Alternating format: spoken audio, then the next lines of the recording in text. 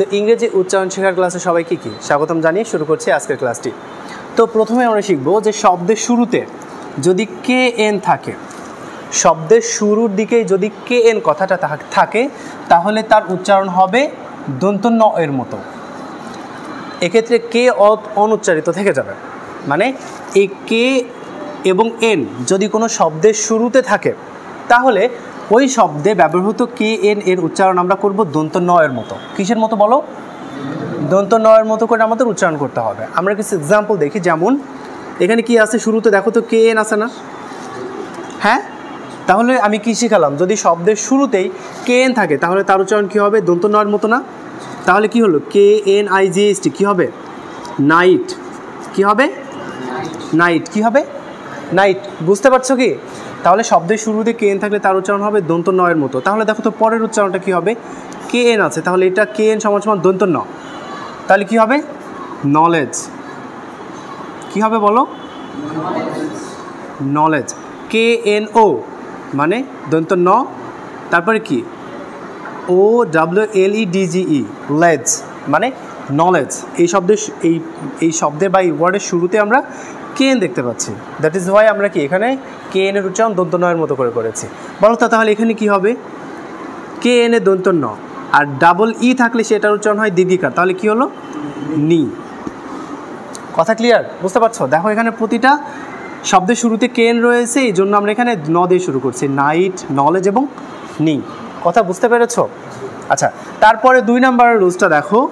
আমরা অনেক ক্ষেত্রে এমন কনফিউজিং হই যে ডাব্লিউ এর পরে এইচ আর যদি থাকে ডাব্লিউ এর উচ্চারণ হয় না। যদি কোনো শব্দের শুরুতে বা কোনো শব্দের ভিতরে আমরা ডাব্লিউ পরে এইচ আর দেখি, এইচ এবং আর এই দুইটা শব্দ যদি আমরা ডাব্লিউ এই অক্ষরটার পরে দেখি তাহলে ওই শব্দে ব্যবহৃত ডাব্লিউ এর উচ্চারণ হবে না। যেমন খেয়াল করো, ডাব্লিউ আর আই টি ই, এখানে এই যে দেখো তো ডাব্লিউর পরে আর আছে না, তাহলে ডাব্লিউর উচ্চারণ আর হবে? তাহলে ডাব্লিউ বাদ দিয়ে দেখো তো কী হয়? রাইট হবে না? রাইট মানে কি? লেখা। রাইট মানে কি? লেখালেখি করা। আচ্ছা, তারপরে দেখো কি আছে? W R O N G, ডাব্লিউর পরে আর আছে না, এই যে আর আছে না, তাহলে কি এই ডাব্লিউ এর উচ্চারণটা হবে? হবে না, বাদ হয়ে যাবে। তাহলে কি হবে? আর ও এন জি কী হবে? রং।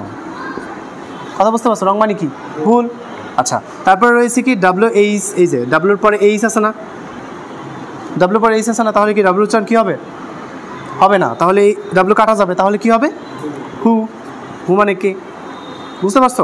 এরপর রয়েছে ডাব্লিউর পরে দেখো তো আর আছে না, তাহলে এই ডাব্লিউ এর উচ্চারণ কি আর হবে?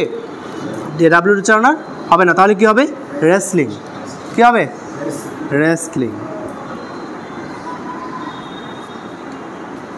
রেসলিং। কথা বুঝতে পারছো? তাহলে আমরা কি শিখে গেলাম? যে কোনো শব্দের ভিতরে যদি আমরা ডাব্লিউ দেখি, ডাব্লিউ এই ওয়ার্ডটার এই লেটারটার পরে বা এই অক্ষরটার পরে যদি এইচ এবং আর থাকে তাহলে ওই শব্দে ব্যবহৃত ডাব্লিউর উচ্চারণ আর হবে না। কথা ক্লিয়ার? উপরেরটা কি শিখছিলাম? যে শব্দের শুরুতে কে এন থাকলে সেটার উচ্চারণ হবে দন্ত ন এর মতো। যে কোনো পৃথিবীর সব শব্দ যদি শুরুতে কে এন থাকে তাহলে ওই শব্দে কে এর উচ্চারণ হবে না, শুধু এন এর উচ্চারণটাই হবে। কথা বুঝতে পারছো? হ্যাঁ, তাহলে দেখো তো এই বিষয়গুলো আমাদের অনেক কনফিউজিংয়ে ফেলে দেয় অনেক ক্ষেত্রে। তাহলে ইংরেজি উচ্চারণ শেখার ক্ষেত্রে অনেক বড় বড় মানুষ যারা ইংরেজি রিডিং পড়তে পারে তাদের ক্ষেত্রেও এই কিছু ব্যতিক্রমী রুলস এসে ঝামেলা করে দেয়। কথা বুঝতে পারছো? হ্যাঁ, ক্লিয়ার?